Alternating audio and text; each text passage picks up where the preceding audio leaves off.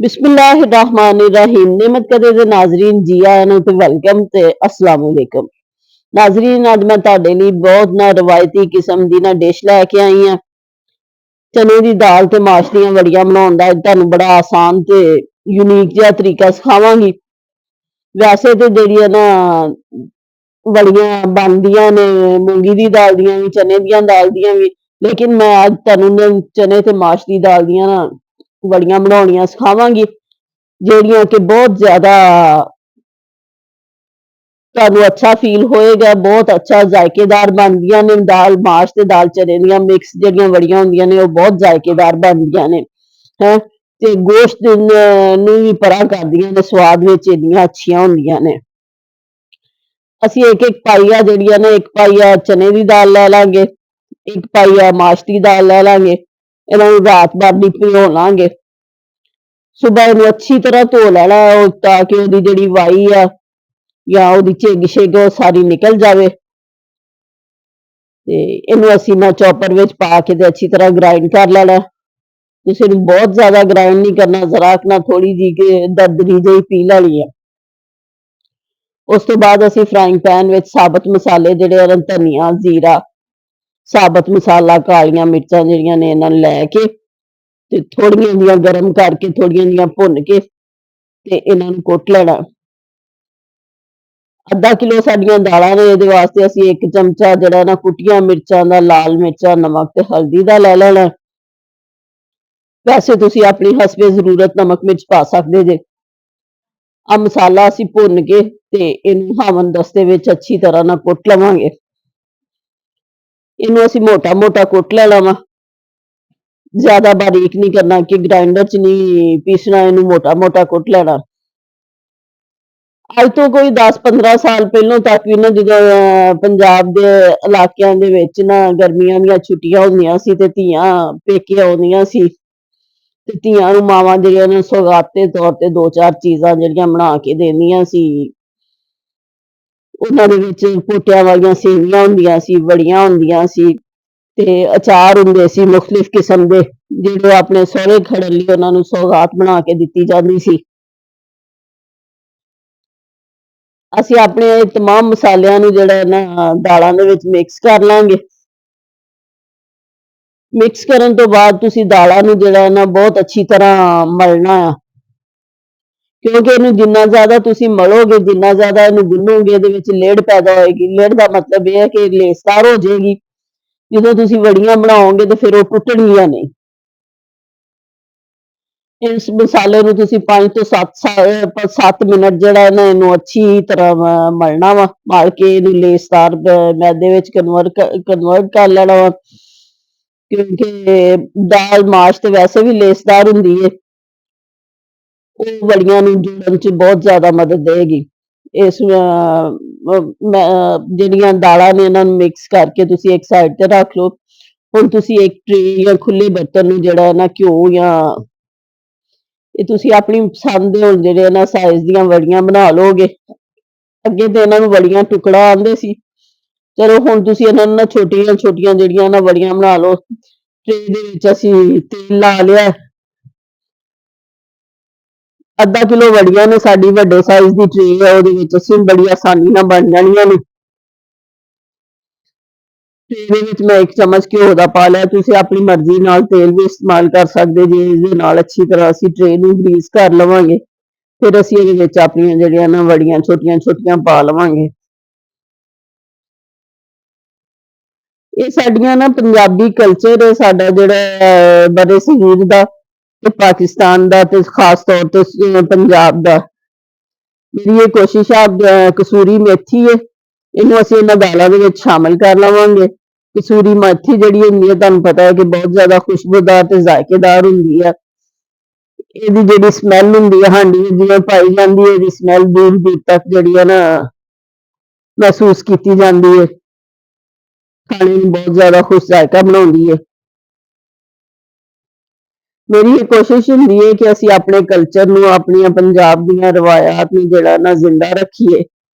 ਇਸ ਵਾਸਤੇ ਮੈਂ ਤੁਹਾਡੇ ਲਈ ਨਾ ਯੂਨੀਕ ਰੈਸਿਪੀਜ਼ ਕੱਢ ਕੇ ਲਿਆਉਣੀ ਹੈ। ਇਹਨਾਂ ਚੀਜ਼ਾਂ ਨੂੰ ਅੱਜ ਕੱਲ੍ਹ ਅਸੀਂ ਭੁੱਲਦੇ ਜਾ ਰਹੇ ਹਾਂ। ਸਾਡੇ ਲੋਕ ਜਿਹੜੇ ਆ ਨਾ ਜਿੱਤ ਜੈਸੇ ਜੈਸੇ ਆ ਰਹੀ ਹੈ ਅਸੀਂ ਯਾਰ ਮੁਲਕੀ ਖਾਣਿਆਂ ਵੱਲ ਜਾ ਰਹੇ ਹਾਂ, ਖਾਸ ਤੌਰ ਚਾਈਨੀਜ਼ ਫੂਡਸ ਵੱਲ ਜਾ ਰਹੇ ਹਾਂ।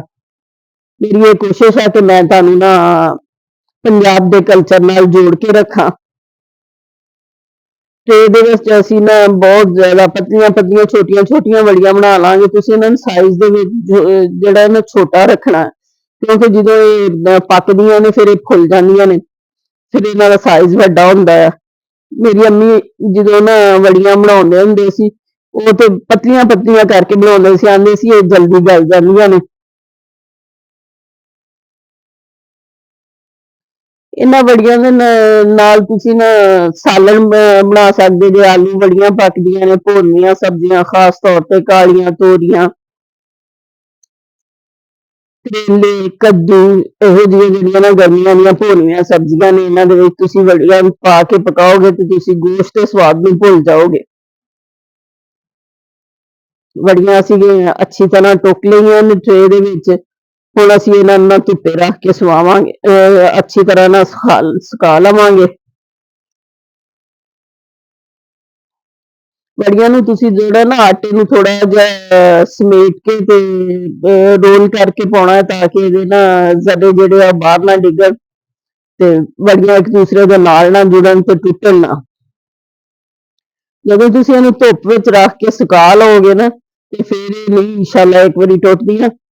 ਹੁਣ ਸਾਡੀਆਂ ਵੜੀਆਂ ਅਸੀਂ ਧੁੱਪ 'ਚ ਰੱਖੀਆਂ ਸੀ, ਉਹ ਇੱਕ ਸਾਈਡ ਉਹਨਾਂ ਦੀ ਤਕਰੀਬਨ ਸੁੱਕ ਗਈ ਹੈ। ਹੁਣ ਅਸੀਂ ਇਹਨਾਂ ਵੜੀਆਂ ਨੂੰ ਆਹਿਸਤਾ ਆਹਿਸਤਾ ਉਲਟਾ ਕੇ ਤੇ ਇਹਨਾਂ ਨੂੰ ਦੂਸਰੀ ਸਾਈਡ ਤੋਂ ਵੀ ਸੁਕਾ ਲਾਂਗੇ, ਖੁਸ਼ਕ ਕਰ ਲਾਂਗੇ ਅੱਛੀ ਤਰ੍ਹਾਂ। ਧੁੱਪ ਵਿੱਚ ਰੱਖ ਕੇ ਤੁਸੀਂ ਇਹਦੇ ਉੱਤੇ ਜਾਲੀਦਾਰ ਕੱਪੜਾ ਪਾ ਦਿਓ ਤਾਂ ਕਿ ਮੱਖੀਆਂ ਨਾ ਬਹਿਣ।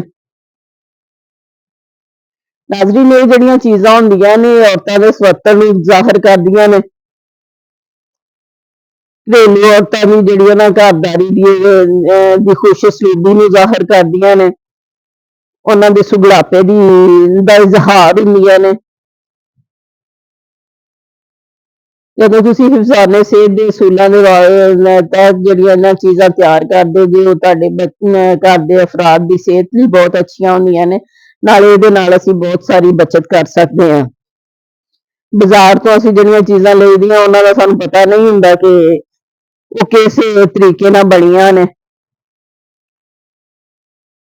ਵੜੀਆਂ ਨੂੰ ਅਸੀਂ ਢੱਕ ਕੇ 1 ਤੋਂ 2 ਦਿਨਾਂ ਤੱਕ ਨਾ ਇਹਨੂੰ ਅੱਛੀ ਤਰ੍ਹਾਂ ਸੁਕਾ ਲੈਣਾ ਵਾ। ਮੇਰਾ ਮਕਸਦ ਜਿਹੜਾ ਹੈ ਨਾ ਤੁਹਾਡੇ ਲਈ ਲੈ ਕੇ ਆਉਣ ਦਾ ਮਤਲਬ ਇਹ ਹੈ ਕਿ ਜਿਹੜੇ ਸਾਡੀਆਂ ਅਸੀਂ ਆਪਣੇ ਕਲਚਰ ਨਾਲ ਜੁੜੇ ਰਹੀਏ, ਆਪਣੀਆਂ ਚੀਜ਼ਾਂ ਨੂੰ ਭੁੱਲ ਨਾ ਜਾਈਏ। ਆ ਵੜੀਆਂ ਸਾਡੀਆਂ ਬੜੀਆਂ ਖੂਬਸੂਰਤ ਖੁਸ਼ਕ ਹੋ ਗਈਆਂ ਨੇ। ਇਹ ਵੜੀਆਂ ਤੁਸੀਂ ਜਿਹੜਾ ਨਾ 1 ਸਾਲ ਤੱਕ ਇਸਤੇਮਾਲ ਕਰ ਸਕਦੇ ਜੇ, ਅਗਲੀਆਂ ਗਰਮੀਆਂ ਤੱਕ। ਇਹਨਾਂ ਨੂੰ ਅਗਰ ਤੁਸੀਂ ਸੰਭਾਲ ਕੇ ਰੱਖੋ, 에ਅਰ ਟਾਈਟ ਬਰਤਨ ਵਿੱਚ ਰੱਖੋ, ਕਦੀ ਕਿਤੇ ਇਹਨੂੰ ਧੁੱਪ ਹਵਾ ਲਵਾ ਲਈ ਤਾਂ ਕਿ ਇਹਦੇ ਵਿੱਚ ਨਾ ਨਮੀ ਨਾ ਪੈਦਾ ਹੋਵੇ ਤੇ ਇਹ ਵਰਕਿੰਗ ਵੂਮਨ ਲਈ ਇਹ ਜਿਹੜੀ ਹੈ ਨਾ ਤਰਕੀਬ ਇੱਕ ਤੋਹਫਾ ਆ, ਕਿਉਂਕਿ ਇਹਨਾਂ ਕੋਲ ਟਾਈਮ ਘੱਟ ਹੁੰਦਾ ਹੈ ਤੇ ਚੀਜ਼ ਬਣੀ ਪਈ ਹੋਏ ਤੇ ਉਹਨਾਂ ਨੂੰ ਕੰਮ ਕਰਨ 'ਚ ਆਸਾਨੀ ਹੁੰਦੀ ਹੈ। ਤੁਸੀਂ ਇਹਨਾਂ ਵੜੀਆਂ ਨਾਲ ਆਲੂ ਵੜੀਆਂ ਦਾ ਸਾਲਨ ਬਹੁਤ ਬਣਾ ਸਕਦੇ ਜੇ, ਬੜਾ ਅੱਛਾ ਤੇ ਜ਼ਾਇਕੇਦਾਰ ਹੁੰਦਾ ਹੈ। ਫਿਰ ਸਾਰੇ ਲੋਕ ਇਹਨਾਂ ਨੂੰ ਬਹੁਤ ਜ਼ਿਆਦਾ ਪਸੰਦ ਕਰਦੇ ਜੇ। ਵੜੀਆਂ ਤੁਸੀਂ ਚਾਵਲਾਂ ਦੇ ਵਿੱਚ ਵੜੀਆਂ ਦਾ ਪੁਲਾਓ ਬਣਾ ਸਕਦੇ ਜੇ, ਚਾਵਲਾਂ ਵਿੱਚ ਪਾ ਕੇ ਇਹਨਾਂ ਨੂੰ ਪਕਾ ਸਕਦੇ ਜੇ। ਤੁਹਾਡੇ ਬੱਚੇ ਵੀ ਵੱਡੇ ਸਾਰੇ ਜਿਹੜੇ ਨਾ ਮਹਿਮਾਨ ਬਹੁਤ ਖੁਸ਼ ਹੋਣਗੇ। ਵੜੀਆਂ ਦਾ ਪੁਲਾਓ ਬਹੁਤ ਜ਼ਬਰਦਸਤ ਬਣਦਾ ਹੈ, ਆਲੂ ਵੜੀਆਂ ਦਾ ਸਾਲਨ ਬਣਦਾ ਹੈ। ਨਾਜ਼ਰੀਨ, ਤੁਸੀਂ ਮੇਰੀ ਇਸ ਕੋਸ਼ਿਸ਼ ਨੂੰ ਸਰਾਹਿਆ ਜ਼ਰੂਰ ਕਰੋ। ਅਗਰ ਤੁਹਾਨੂੰ ਪਸੰਦ ਆਏ ਤਾਂ ਲਾਈਕ ਕਮੈਂਟ ਕਰਿਆ ਕਰੋ, ਸ਼ੇਅਰ ਕਰਿਆ ਕਰੋ ਆਪਸ 'ਚ ਦੋਸਤਾਂ ਨੂੰ। ਇਹਨਾਂ ਵੜੀਆਂ ਨੂੰ ਤੁਸੀਂ ਅੱਛੀ ਤਰ੍ਹਾਂ ਇਹ ਟਾਈਟ ਬਰਤਨ ਵਿੱਚ ਨਾ ਸੀਵ ਕਰ ਲਓ। ਮੈਨੂੰ ਆਪਣੀਆਂ ਦੁਆਵਾਂ ਵਿੱਚ ਯਾਦ ਰੱਖਿਆ ਕਰੋ ਤਾਂ ਕਿ ਮੈਂ ਇਹੋ ਜਿਹੀਆਂ ਨਾ ਅੱਛੀਆਂ ਯੂਨੀਕ ਰੈਸਿਪੀਜ਼ ਤੁਹਾਡੇ ਲਈ ਲੈ ਕੇ ਆਉਂਦੀ ਰਵਾਂ।